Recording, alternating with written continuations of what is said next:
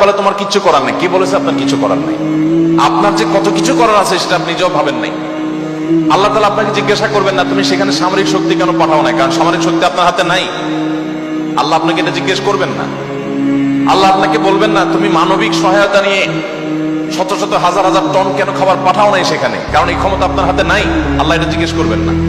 আল্লাহ জিজ্ঞাসা করবেন তোমার হাতে একটা ইহুদি পণ্য তোমার বাসায়, তোমার টয়লেটে, তোমার বেডরুমে, তোমার প্রত্যেকটা জায়গা কখনো সাবানের নামে, কখনো শ্যাম্পুর নামে, কখনো লোশনের নামে, কখনো চকলেটের নামে, কখনো ড্রিঙ্কসের নামে, কখনো রেস্টুরেন্টের ফাস্টফুডের নামে তোমার বাসার প্রতিটা কক্ষে কক্ষে প্রতিটা টয়লেটে তাদের পণ্যগুলো শোভা পেয়েছে।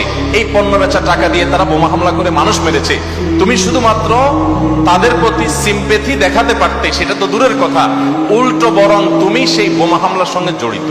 তুমি জেনে হোক আর না জেনে হোক, তুমি বুঝে হোক আর না বুঝে হোক, তুমি কিন্তু সেই বোমা হামলার সাথে জড়িত।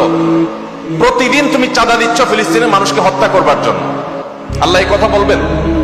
এই কথা বলার যথেষ্ট সুযোগ আছে। প্রতিদিন আপনি চাঁদা দিচ্ছেন। আমি একটা পেস্ট কিনতেছি না, আমি একটা বোমা হামলার জন্য টাকা ইনভেস্ট করছি বা চাঁদা দিচ্ছি। প্রতিদিন বাংলাদেশের প্রত্যেকটা মানুষের কাছ থেকে, প্রতিটা মানুষের ঘর থেকে ওরা চাঁদা তুলে নিয়ে যাচ্ছে। আপনি মনে করছেন মুদি দোকানে গিয়ে আমি মালামাল কিনে আনছি। আল্লাহর কসম করে বলছি এটা মালামাল কিনা না। এটা আপনি দেখছেন মালামাল কিনা, আমি এটাকে মালামাল কিনা দেখছি না। আপনি দেখছেন আপনি পেপসি বা কোকা কোলা বা সফট ড্রিঙ্কস এদের যেগুলো আছে সেগুলো আপনি ডক ডক করে গিলছেন। আমি দেখছি সেগুলা লাল কালারের ওই পেপসি না, এগুলো হলো ফিলিস্তিনের মানুষের রক্ত। আপনি দেখছেন সেগুলো হয়তো কোক, আমি দেখছি সেগুলো রক্ত।